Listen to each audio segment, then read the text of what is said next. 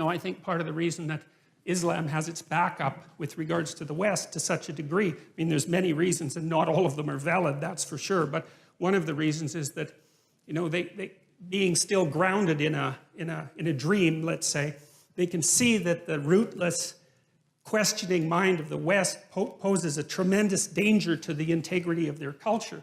Now, and it does. I mean, Westerners, us, we undermine ourselves all the time with our searching intellect, and I'm not complaining about that. I mean, there isn't anything easy that can be done about it, but it's still a sort of fruitful catastrophe, and it has real effects on people's lives. It's not some abstract thing. I mean, lots of times when I've been treating people for depression, for example, or anxiety, they have existential issues, It's not just some psychiatric condition. It's not just that they're tapped off of normal because their brain chemistry is faulty, although, sometimes that happens to be the case. It's that they are overwhelmed by the suffering and complexity of their life, and they're not sure why it's reasonable to continue with it. They can feel the terrible negative meanings of life, but are skeptical beyond belief about any of the positive meanings. I had one client who was a very brilliant artist, and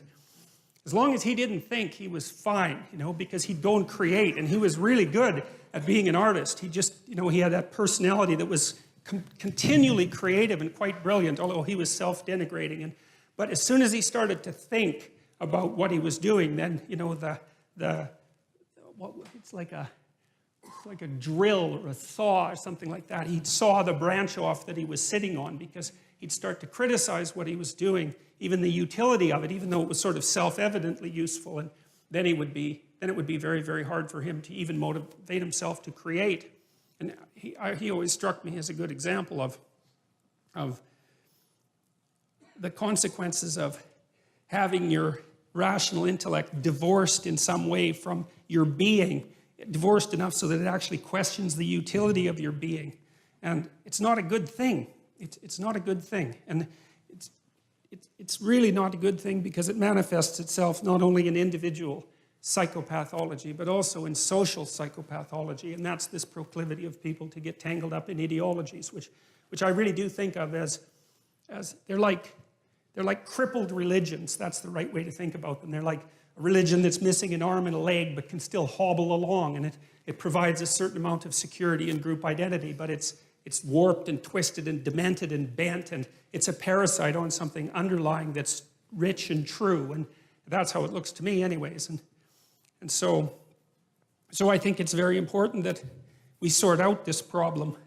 I think that there isn't anything more important that needs to be done than that. I've thought that for a long, long time, probably since the early 80s, when I started looking at the role that belief systems played in regulating psychological and social health.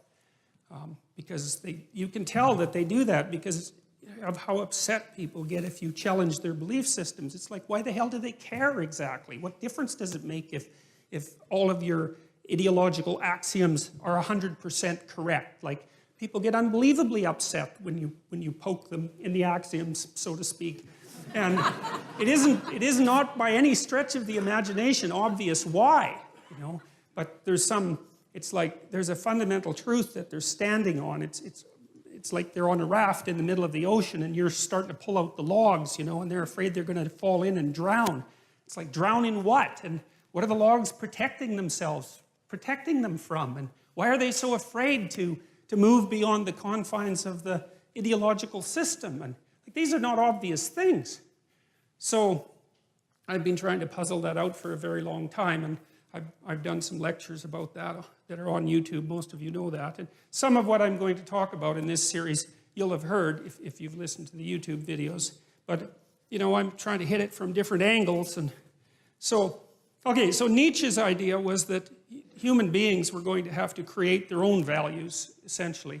Now, he understood that we had bodies and that we had motivations and emotions. Like, he was a romantic thinker in some sense, but way ahead of his time, because he knew that our capacity to think wasn't some free-floating soul, but was embedded in our physiology, constrained by our emotions, shaped by our motivations, shaped by our body. He understood that, but he still believed that the only possible way out of the problem would be for human beings themselves to become something akin to God and to create their own values.